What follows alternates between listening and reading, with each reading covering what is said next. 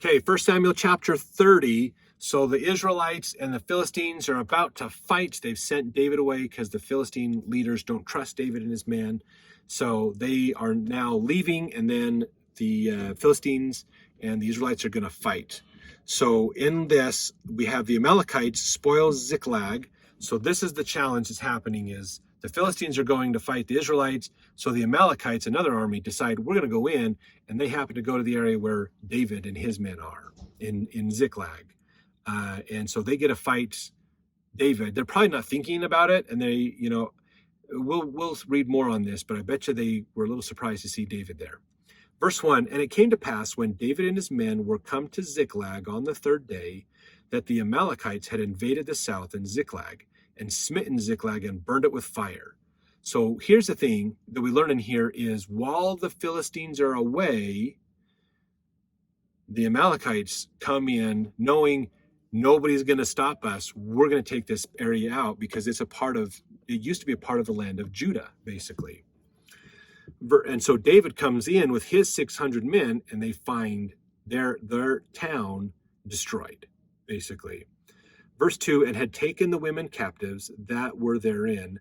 They slew not any, either great or small, but carried them away and went on their way. So David and his men came to the city, and behold, it was burned with fire, and their wives and their sons and their daughters were taken captives. Then David and the people that were with him lifted up their voice and wept until they had no more power to weep. And David's two wives were taken captives, Ahinoam the Jezreelitess and Abigail the wife of Nabal the Carmelite. And David was greatly distressed, for the people spake of stoning him, because the soul of all the people was grieved, every man for his sons and for his daughters. But David encouraged himself in the Lord his God. So this is what's going on here is David and his men come back to find basically their land is destroyed. Their wives, their children are all taken captive by the Amalekites, and their homes and crops and animals have all been destroyed. Basically, it's all gone. So the people are really distressed. They're really freaking out over this because they went to go help the Philistines, and the Amalekites took advantage of an opportunity and to wipe him out. So they want to take David out because they think David is at fault for what's going on with all this, basically. And David is going to say, no, it's not me. Let's work on this. So verse 7, and David said to Abiathar the priest, Ahimelech's son, I pray thee, bring me hither the ephod. And Abiathar brought hither the ephod of David, to David. Now here's the thing that's interesting, okay? Saul sought prophets to help him. You got to remember, he kind of killed a lot of the prophets and priests off. So because they helped David, now that probably turned a lot of whoever was left against Saul, and they went and helped David out. So David has the priests who have that more power of God. So Saul said he tried to use the Urim and Thummim to summon, to learn what God wanted, what was the outcome going to be of this battle with the Philistines. And it didn't work. But now we find that Abiathar, who's the priest that has that stuff, is with David. Okay. Does that mean there's two Urim and Thummims? Maybe there was multiple ones that were made for the priest to use. Maybe Saul had one made for himself because he's just that kind of a selfish guy. And so he kind of wanted it for himself after he didn't have priests anymore. That's a possibility too. Or maybe Abiathar defected later and has come over, or somehow they got a word to him to bring it down out of Israel and bring it down to David while all this is happening, basically. Verse 8, David inquired at the Lord, saying, shall I pursue after this troop? Shall I overtake them? And he answered him, pursue, for thou shalt surely overtake them, and without fail recover all. So David put the ephod on, the Urim and Thummim, basically, and he inquired of God, what should I do? Should I go after the Amalekites to get our wives and children and things back?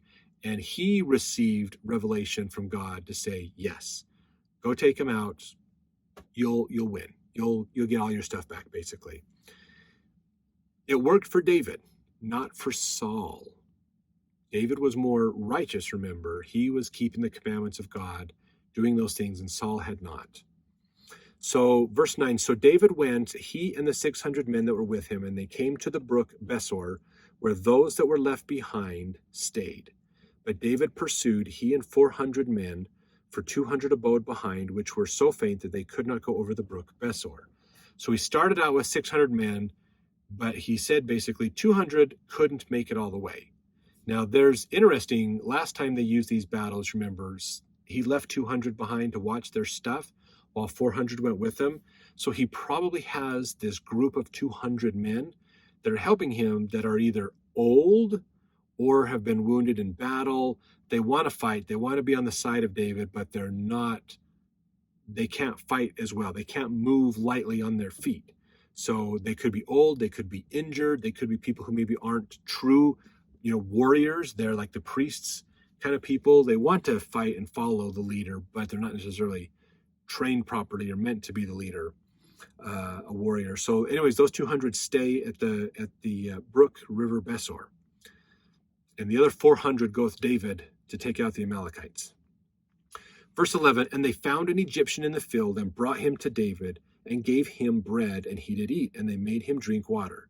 And they gave him a piece of cake of figs and 2 clusters of raisins. And when he had eaten, his spirit came again to him, for he had eaten no bread nor drunk any water 3 days and 3 nights. So they found an Egyptian in the field. Okay, they're a ways away from Egypt. This guy's a wanderer, and he has fainted in a field. So they bring him back, and they basically help him come back to life because he'd gone 3 days and 3 nights without food and water. He is spent. He is utterly out of energy. If you've ever been a couple days without food and water, it taxes you pretty bad. It's possible to go that long, but it'll tax your energy pretty bad. And so verse 13, and David said unto him, to whom belongest thou? And whence art thou? And he said, I am a young man of Egypt, servant to an Amalekite, and my master left me because 3 days agone I fell sick. So he's an Amalekite, he's with the Amalekites, and he's going, I got sick, so my master just dumped me here, left me here, and they kept going, basically. Verse 14, we made an invasion upon the south of the Cherethites, and upon the coast which belongeth to Judah, and upon the south of Caleb, and we burned Ziklag with fire. So this man was in the battle. He was there for this, and is there going back, basically, because the Amalekites were somewhat neighborly, relatively close to Egypt. He was with them. Verse 15, and David said it to him, canst thou bring me down to this company? And he said, swear unto me by God that thou wilt neither kill me nor deliver me into the hands of my master, and I will bring thee down to this company. So David's like, well, can you show me where they're at? Can you lead us to where this army of the Amalekites is? And he says, yes, so long as you don't kill me, because remember, they're technically enemies, and don't give me back to my master, because my master will kill me once he knows that I brought you here. Verse 16, when he had brought him down, behold, they were spread abroad upon all the earth, eating and drinking and dancing because of all the great spoil that they had taken out of the land of the Philistines and out of the land of Judah.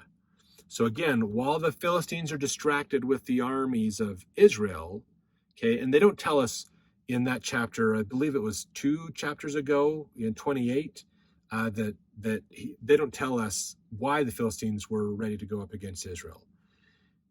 Could be there's another conflict between Israel and the Philistines, and so they're coming together, and the Amalekites just took advantage of the opportunity.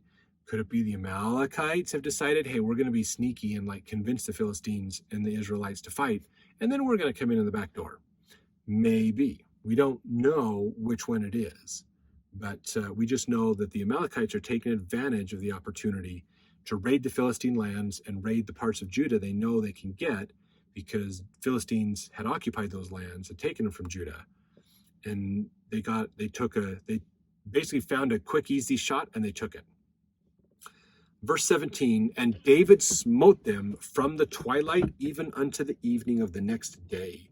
So from late at night, all the next day, and into the evening of the next day, so almost 24 hours, they were fighting them and just destroying the Amalekites. And there escaped not a man of them, save 400 young men, which rode upon camels and fled. So they got out of there. 400 young men, got out of there. They grabbed their camels and they hightailed it out of the area. Verse 18, and David recovered all that the Amalekites had carried away, and David rescued his 2 wives.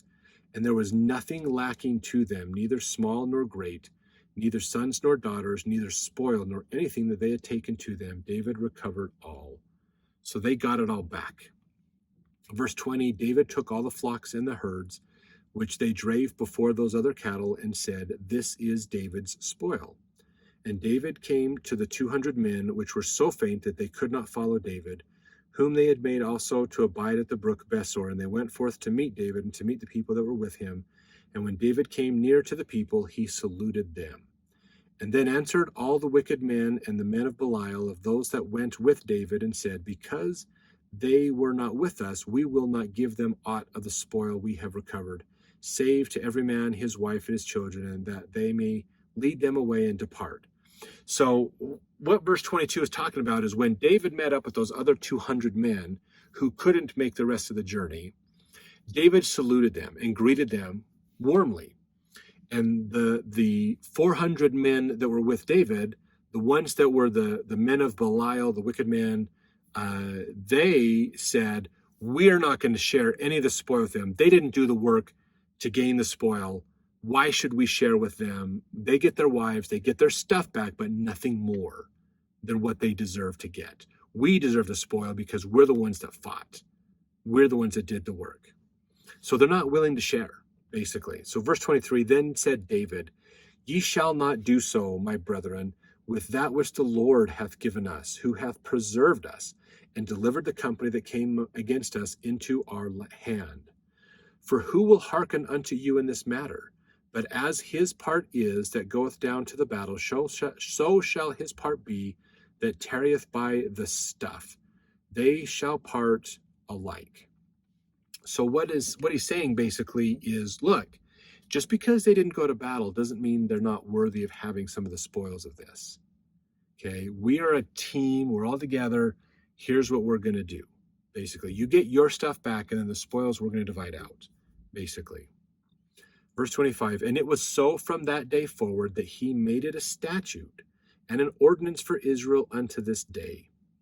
And when David came to Ziklag, he sent of the spoil unto the elders of Judah, even to his friends, saying, behold, a present for you of the spoil of the enemies of the Lord.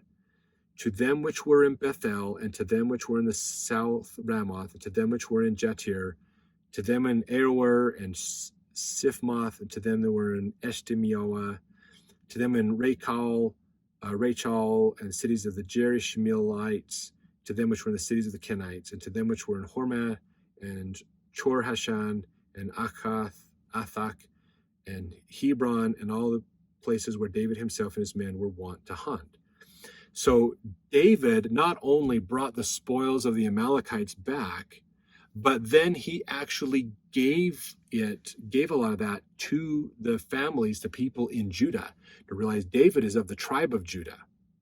And so he's not just helping them, he's not just helping his men out, but he is actually giving supplies to the other families in Judah.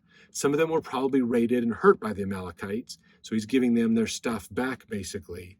But he's also giving them the spoils of this, realizing you guys have been hurt by the Amalekites. We wiped them out. These are the spoils of the Lord. He was with us, and so I'm going to bless you with these as well, because they're probably mostly taken from you too. So that's what's been happening, basically. It's interesting that even though Saul is an enemy to David, basically, Israel is not an enemy to David. And as much as David was willing to defend the life of Achish against the Israelites, he still honors the Israelites and realizes he is an Israelite still and wants to be a part of them, basically. So that's what's going on. Let's jump into the next chapter to learn more about what is going to happen in the Philistines and Israel war.